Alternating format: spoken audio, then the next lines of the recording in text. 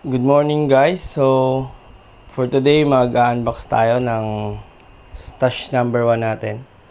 So nung nakaraang Thursday pumunta kami sa Bukawi. So, medyo marami na ring tao dahil siguro pa December na. So nakabili kami ng quitties, fireworks, mga fountains. So iba-ibang tindahan. So i-unbox natin isa-isa yung mga nabili natin sa Bukawi. So ito guys, unbox na natin. So box number 1 na nabili natin sa Bukawi.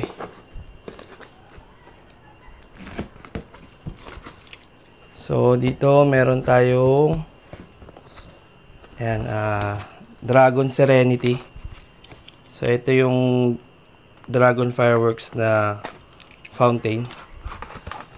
So yung laman nito is 6. So peace, harmony, serenity, unity, friendship, tsaka love.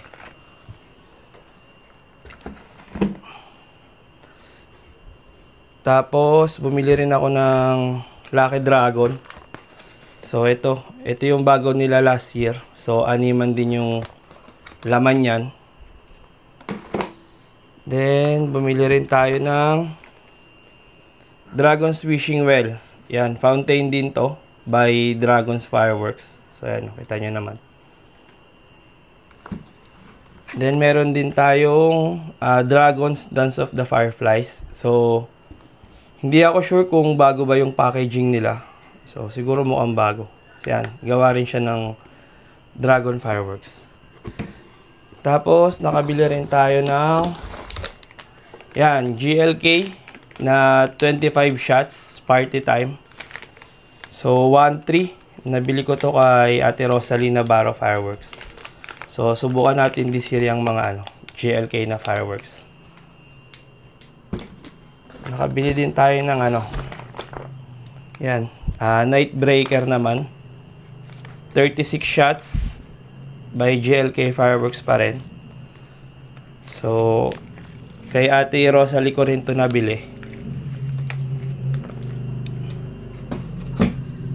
Tapos ito, meron din tayong whistle bomb na Conde. So pagdating sa whistle bomb, para sa akin Conde DK na big yung pinakamaganda. So bumili tayo ng mga ilang piraso ba to? Tingnan natin. Yan, 100 pieces yung binili natin. Kasi pag mga 50 medyo bitin yun. So ayan, 50 pinabalot ko siya ng 50 isang balot. Yan. So ito yung box number 1 natin na nabili sa Bukawi. Ito naman guys, box number 2 nabili natin sa Bukawi. So buksan natin kung ano laman.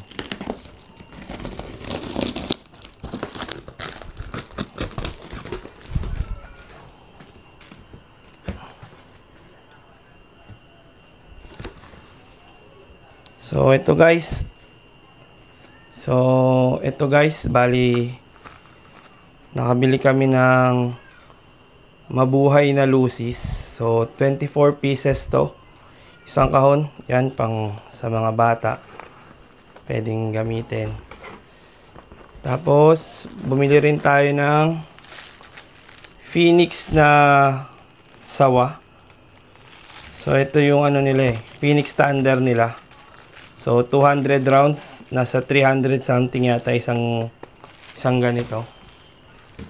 Then bumili rin tayo ng Renelin na sawa. So 1000 rounds, ito yung DK nila. So may iba-iba kasing variant yung mga sawa. So yung kay Renelin na fireworks, yung DK yung binili natin. Subukan natin. So 1000 rounds lang muna. Tapos meron din tayong Phoenix ulit, 1000 rounds. So ito yung Phoenix standard nila. So last year bumili rin ako nito ng isa. Magandang meron nito kasi talagang sobrang ingay nito. Sobrang kalat guys. So magwawalis nga lang talaga kayo. after nyong sindihan to. So, sobrang makalat yan, pero sobrang solid yan. Tapos, bumili rin kami ng whistle bomb ulit. Ito, yung DK din, sabi nila gawa rin daw to ng konde.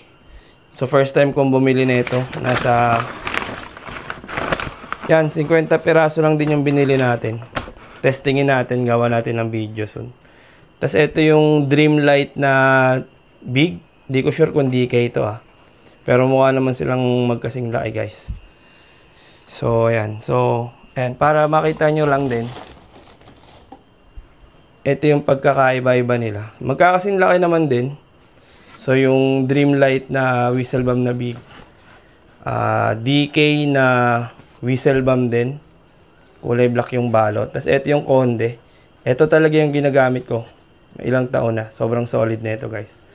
Ito, this year, susubukan ko lang. Pero sabi nila, malakas din. Ito rin, tetestingin din natin. So, gawa na lang natin ng video. So, lahat yan sa New Year pa natin sisindihan. Ayokong tumesting nang wala pa kasing yun. So, yun guys.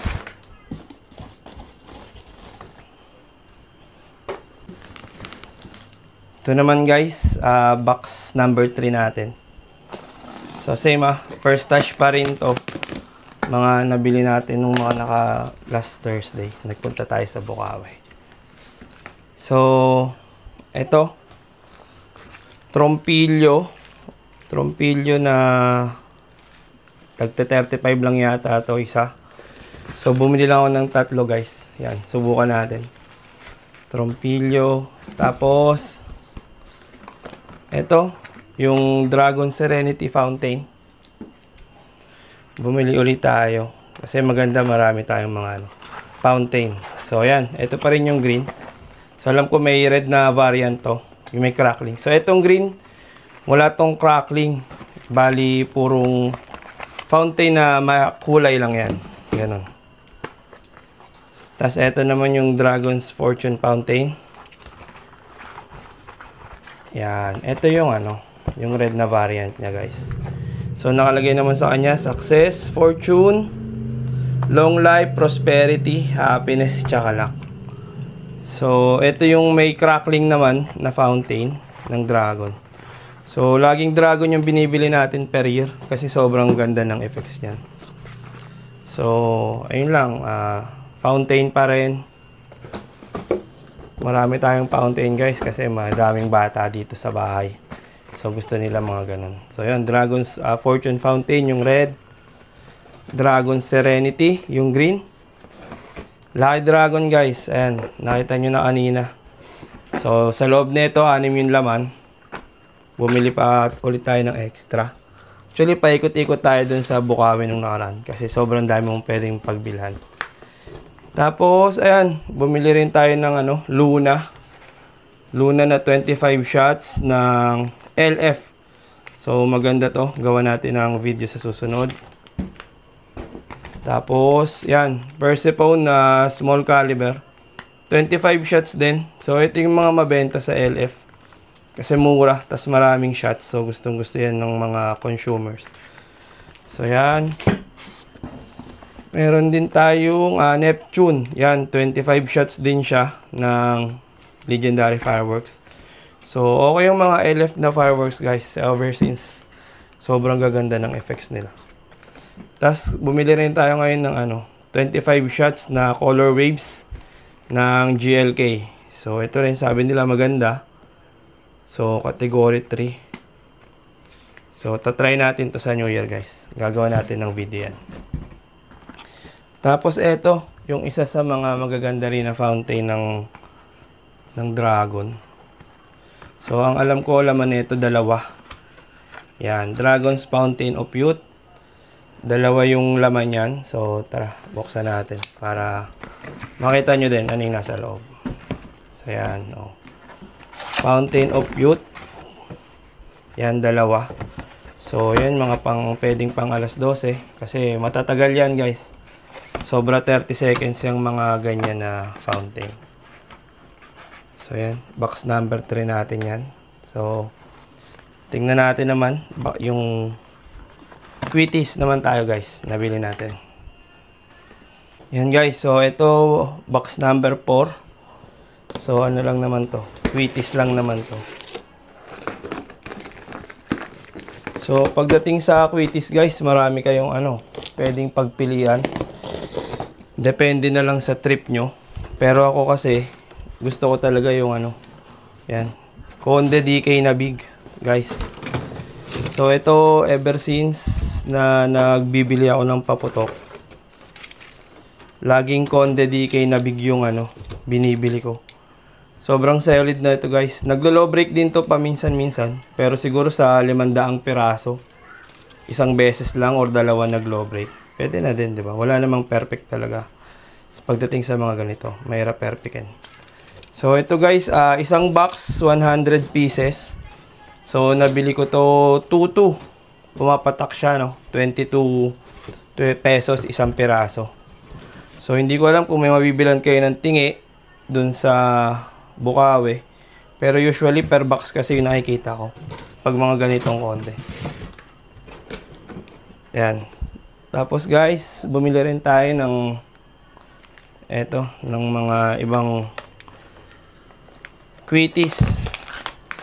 So sa ibang tindahan, pagaya kay Isabel, makakabili ka doon ng mga patingi-tingi. Kunyari, gusto mo lang ng mga ilang piraso, gusto mong testingin, yun, pwede kang bumili doon sa kanila. Usually, yung mga tinda ni Isabel, yung mga Eye of the Eagle, doon ka madaming makikita ng mga ganun.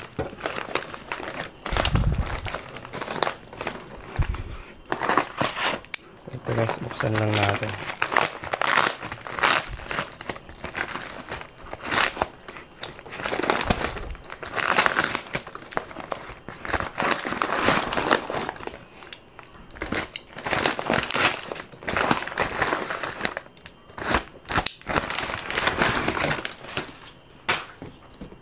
So yan guys, na bili tayo dun sa kay Isabel, mga Eagle items kaya niya, sabi ko sa inyo. So Eye of the Eagle, tapos etong green nila, Eagle Fireworks din, Wings of the Eagle. So magkaibang variant to guys ha.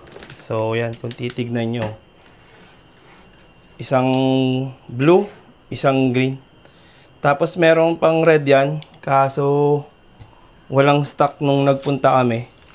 So 10 piraso guys, 50 isa. Sobrang mahal ngayon dati 45 lang. Tapos ito 35 isa. So bumili lang tayo ng 20 piraso tsaka 10 pieces. Ito guys, sobrang ganda nito. Sobrang taas ng lipad. So quality naman yan by Eagle Fireworks. Yan. Tapos ito buksan natin tong isang Quitties na nabili natin. So guys, pag nasa Bukawi kayo, parang kahit maka 100k kayo doon, hindi sapat Kung mahilig kayo sa paputok sobrang dami mong pwedeng bilhin. Parang next week babalik kami doon. Kasi wala pa akong fireworks talaga na malalaki. Wala pa rin ako mga 5,000 rounds, ganyan, ng sawa. So babalik pa ako. So ito guys, bumili lang tayo nung ibang mga Lebrilla na fireworks.